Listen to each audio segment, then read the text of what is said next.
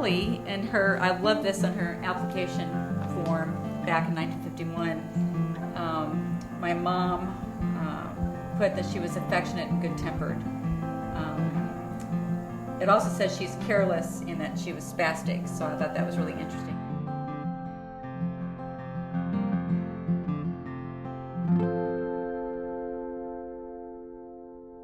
It's a change. It's given that person an opportunity to live as close to a normal life as they possibly can. You know, everyone deserves that chance. Well, it's about the individual in their own life and basically what they are, what their desires are. It's about listening to a person and whether they're verbal or nonverbal. It's about working with guardians and, again, moving forward so that people can realize what their own future can be and create their own future. One of the first big words that I can recall learning was convulsions. Oh, really? The word convulsions. There wasn't a whole lot of explanation, but when Molly would have a convulsion, there would be great tumult in the household and a lot of running around, to the exclusion of me. I was just someplace else as a spectator while they dealt with her convulsions. And the other recollection that I have is slack-mouthed and drooling, that she didn't interact. But that was more of a curiosity to me than a trauma. But remember, there wasn't a whole lot of time between Molly and me. Yeah, right. We were roughly equivalent age. Mm-hmm. And so my perceptions were that of a child. And the recollections don't carry too well into my mature years. I remember we were together. I remember she used to hurt me. I remember that being one of the reasons I was given as to why she had to go away, because she would squeeze me so hard that she would hurt me. I was always told that I had a sister, that she lived in another place, and that there was something wrong with her. That was about my earliest recollection, was Yeah. sitting in the back of that old brown station wagon that had the back seat that faced out. We went on a Sunday, and we were sitting there waiting in the car. I think Mom and Dad had gone into her residence to see her. And then, so I said to Mom and Dad, I said, is she ever going to get better? And they said, no, she won't. I said, well, how long will she live? And they said, well, we don't really know. Mom used to But tell me she's going to stay there as you know, until she dies. The word that kept coming to my mind all through this was courage. The courage it took them to make that decision, the courage to stick by it, and the courage that I witness in other parents and families with a disadvantaged child.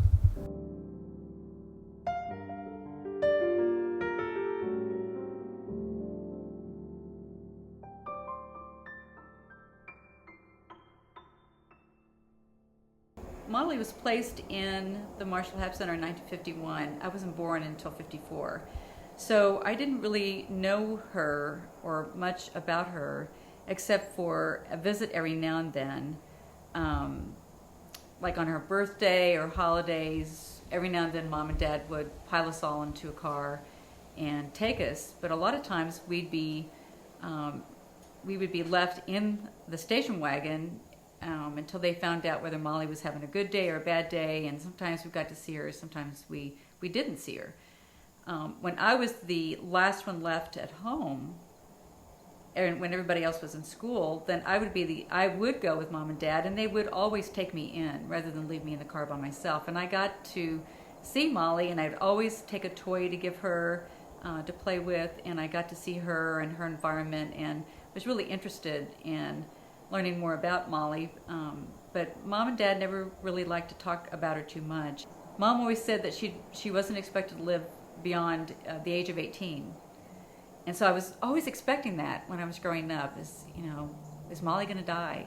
Well, she turned 63 last Saturday, so she's fine. In fact, she may outlive the rest of us because she's been well cared for at the Habilitation Center and hasn't had the stress of working, divorce, marriage, raising kids, and all those things that the rest of us so-called normal people go through. She's been well cared for and stress-free for the most part. So I like to say that Molly's the nicest of all of us siblings. and she is. She's just a good person all around. So it's a privilege to be part of her life. It's kind of like the planets came into alignment. And I also discovered that a lot of the other women that she'd lived with for years in the group home had already been transitioned to state-run group homes in the community. And I was just kind of like, oops, I goofed. I should have let them know sooner that to keep her with those ladies, because she'd been with them for so long. Each consumer here on grounds has an annual plan meeting, and at those meetings it's always addressed with the family. What's your idea about community placement? Would that be something that you would consider? And if that answer is yes, I'd be interested in exploring some things, or just seeing what's out there. I'm not saying yes, but let's just look and see what other options are out there. Then that's when the social workers contact me and say, okay, this is a family who's interested, and my next question is, what areas are they interested in? In Molly's situation, what we normally, families, not normally, it's all individualized, so it just depends. Some families want their loved ones closer to them, and that might be in St. Louis, it might be in the Boot Hill, it might be in another state. There's really only one principle that guides the transition process, and that's basically about an individual having their own voice and taking their own control of their own life. Too many times I think we have people, whether it's in the field of developmental disabilities or in any social system, where somebody is a recipient to rules and regulations and basically doesn't have control. I basically got permission from the HAB Center, probably back in the late 80s, early 90s, to forego the formal sit down around the table conference room with everybody involved planning meeting, to just sit in the living room of her home on campus with just the direct care staff and my mom and dad, and to focus on her ideal day, because I realized I didn't know what made Molly tick. I knew what medication she was on, I knew basic things, what she needed assistance with, but I didn't really know her likes and dislikes. And so they were very happy to arrange that for me, and they actually asked me to lead it because they wanted to see this in action. I'd never done it before. I thought, well, it's not rocket science, I can do this. And it was one of the few plan meetings that both Molly and Dad stayed awake for. Years. Sarah was taking care of her for years, and Mom would send clothes to Sarah. Sarah wrote a I letter remember those almost clothes, every month or a couple of Remember times a Mom year. packing up stuff to take. Oh yeah. And I would remember Mom would mention, I got a letter from Sarah. Yeah. And Mom and Dad would sit down and read the letter about what's going on with Molly, and they would phone her every now and then and get updates, and I think I remember meeting Sarah. We met Sarah when we would go see her. I remember seeing Sarah there, and then Sarah broke her hip, and Sarah was her caretaker for years and years and years, 20 years, something like that. Mm-hmm. Yeah, that was a real consistency in her life, because she never knew us. And she never wanted to leave and go for rides or anything. It was always would make her car sick and be upsetting. And I thought that her real consistency in her life was Sarah. My advice to family members considering this is that if you don't know your loved one very well, if you did like my parents did, or even I did early on, and just would trust the HAB Center or whatever place your loved one is living to take care of the person, to really try to get to know them. And beyond the paperwork, don't just look at their treatment plan, don't look at their person-centered plan or their service plan. Try to get to know them, and you do that by talking to the direct care staff. They're the ones who know the person the best.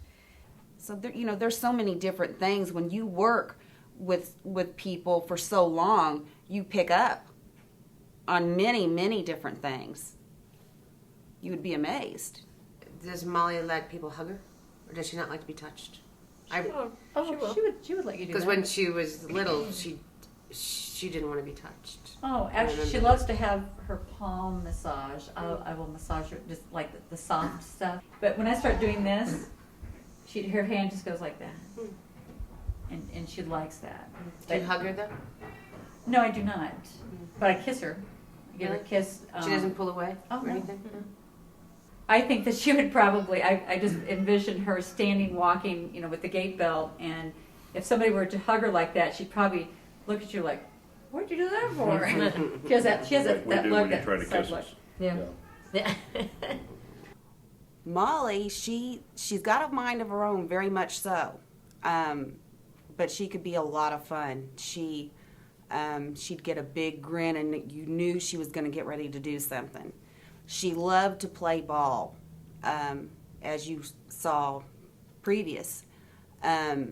She loved music. I think sometimes she didn't like loud noise, and she would let that known, but she could get loud. But she was stubborn too. But there was times that I could get her to do things that maybe other staff could not. She would walk for me pretty well when she wouldn't for someone else. I could also tell when she wasn't maybe up to par that day. So you really get to know them. You get to know their facial expression, and you know when something's wrong. You know when they're not themselves. All in all, she was good. She had a very good living quality here and with the other girls in the home. They got along. She was happy. I believe she was truly happy.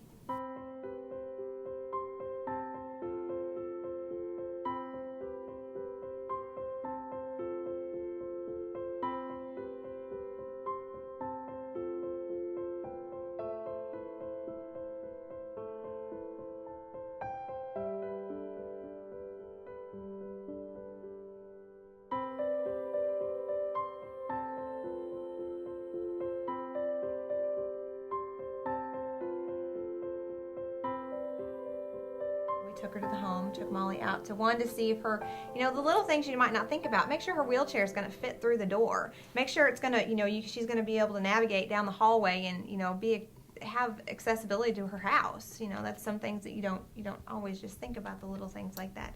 I became involved in a fabulous, sincerely fabulous process, a very thorough, person-centered process of transition that involved 2 meetings. I called the second meeting because I wanted to make sure that the emphasis for Molly was to continue the good work of the HAB Center with therapy, especially occupational therapy. They keep her ambulatory for as long as possible. And so I wanted certain things in her group home that I think maybe other families hadn't put a stress on. From the HAB Center aspect, there's always the social worker, a unit program supervisor for that person, a nurse. In most cases, a doctor will set in at one meeting or the other, a psychologist or a behavioral technician, and then a dietitian, occupational or physical therapist, occupational therapy, and then a staff member present who has worked with the individual to be able to give some more of that, personal information that's not just found on paper. A quality assurance person from the regional office that'll set in. And then we had from Rogers Community Services, the agency itself, the director / QMRP for the home, had a person, the LPN who is in the home. And then with the receiving case management entity, which would have been Center for Human Services, we had the case manager. The bridges were built.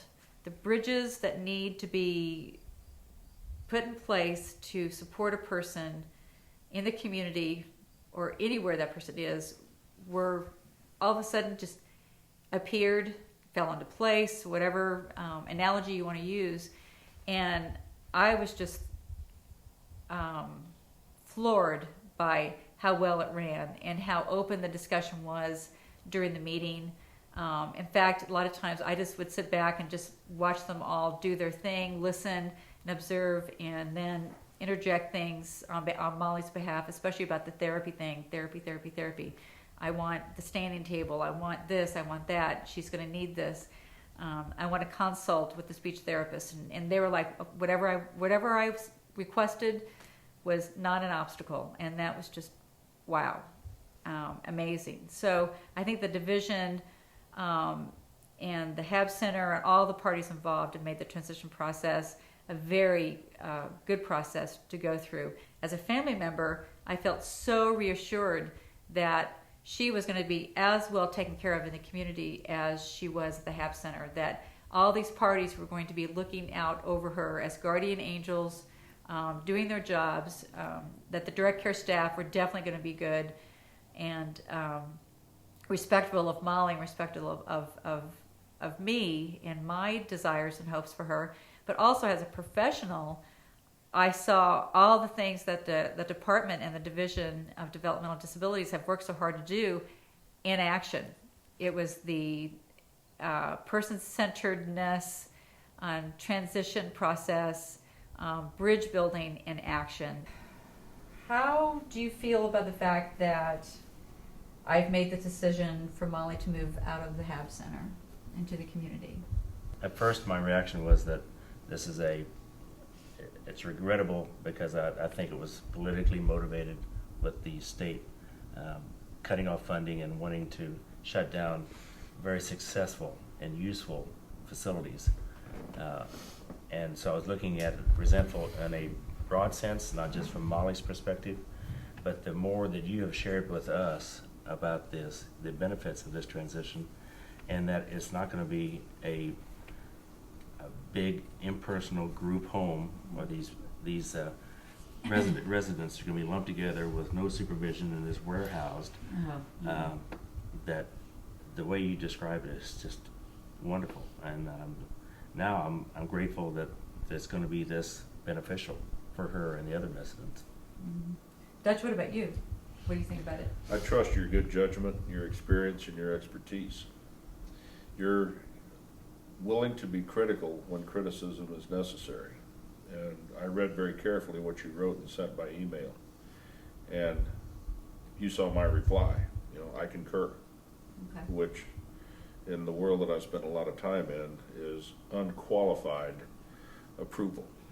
It's funny, one of the things I thought about being in this smaller group home is that I wonder how it'll be for her to be in a very quiet setting where She'll love it. I think she'll love it. Mm-hmm. She'll love And I it. thought that might be really interesting for her to have that kind of change where all of a sudden there's just this quiet environment where obviously somebody's speaking to you.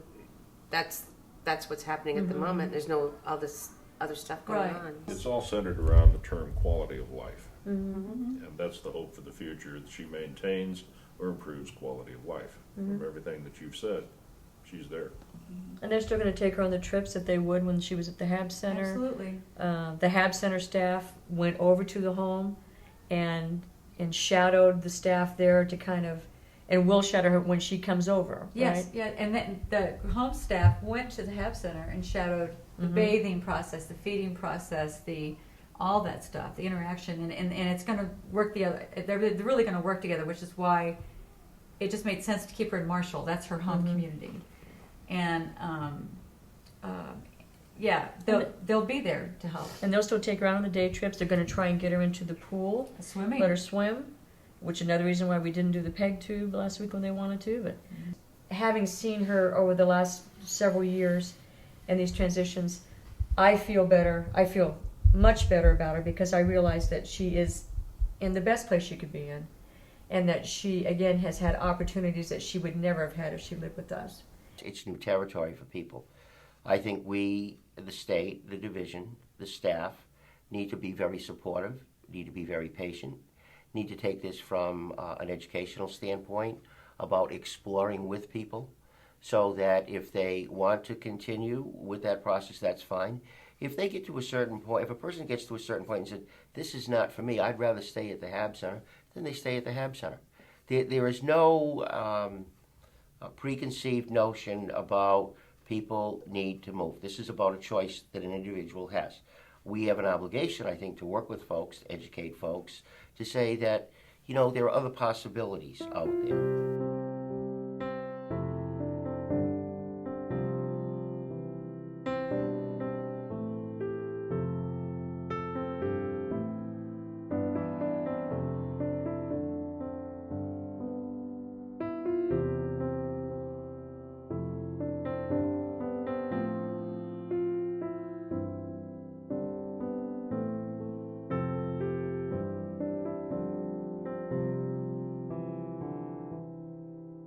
Well, Molly's first move actually went very well, except that she had gotten sick in the HAP center before the move, and she never really recovered from that.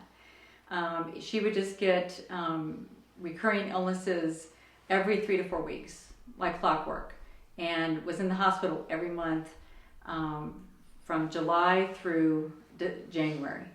And I was getting totally worn out from going back and forth to Marshall. The staff at the home in Marshall were doing a great job of caring for her.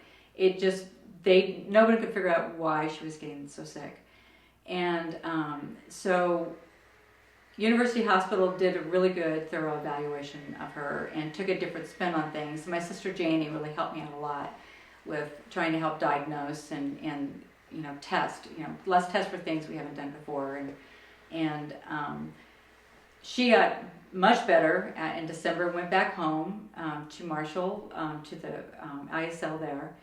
And we decided at that point that she still got sick. They were throwing some, top of the line hardcore antibiotics at her and everything. And she was really doing well. But it happened again. And at that point, I was just, after it was 0-degree weather, transporting by ambulance from Marshall to University Hospital. And I was just, at that point, I decided, Molly and I can't do this anymore. I have to start looking for someplace here. You're bringing up something that does make Molly's situation rather unique, and that is that she has an advocate. Yeah. That is not just a personal or a personality presence in the decision making down there at the institution, but has the knowledge and experience to say, in the language of the institution, this is how we want this done. This is what we want done. Don't give me this stuff about everything will be all right, because I know. Yeah. And that is so intimidating to a bureaucrat. We're at my home, which is Marie Home ISL. This is where my family and I live. And we have the employees come in around the clock for Molly and the other people that live here that have disabilities. There are 3 individuals with disabilities that live here. I'm not going to say that Tina's this miracle worker here, although I'm very happy. I think Ellen and her staff from Marshall were great. They were very happy. The perfect storm that led to her recurrent illnesses every month have also led to the perfect sunny day, rainbows, to where she's healthy, happy, and is just amazing, the change. This is a different transition in and of itself, because she's got a personality that I'm not sure I've ever seen before. And it's fabulous. It's fabulous. She's really a lot like the rest of us, more than ever. She is just a smart aleck, funny, sarcastic Thomas. And I can't wait for other brothers and sisters to see this, because she's hilarious. She's funny. It takes a while to get to know somebody, their character, and who they are, and what they like, and what they dislike. And as far as my philosophy, it's just taking what you know and just building on that. And when you work with every individual with disability, you treat them like you would your grandmother or your mother or your sister or your daughter, because they are somebody's sister. And I've always said that you treat them like you would want your loved one treated, and you offer the things that you would want your loved one to see. And what's really unique about Molly and some of the individuals that are here from different environments is when something is new, it's like a 2-year-old for the first time that sees something they've never seen before. They just light up and they get real excited about it.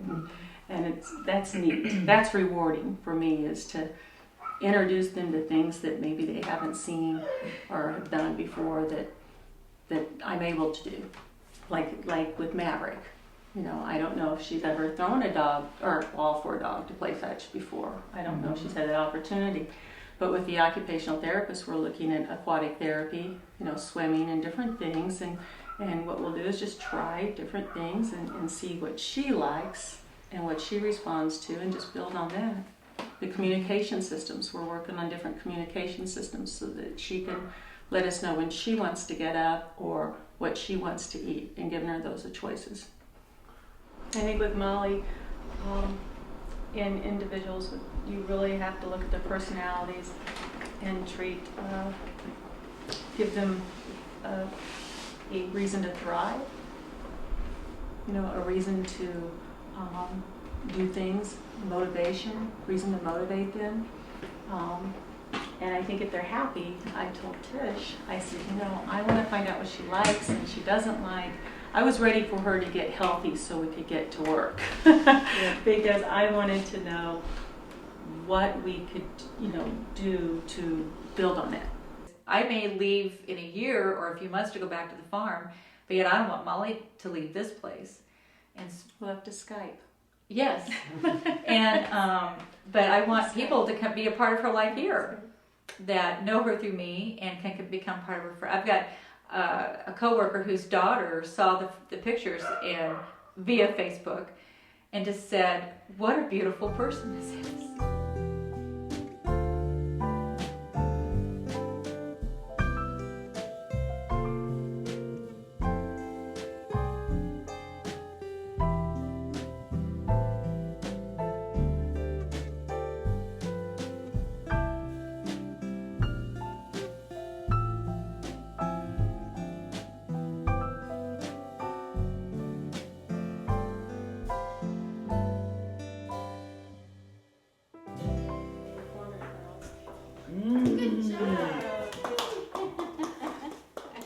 Good job, Molly.